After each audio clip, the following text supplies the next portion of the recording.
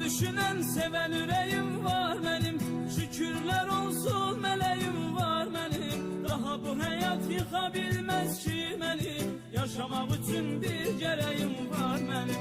Onu düşünen seven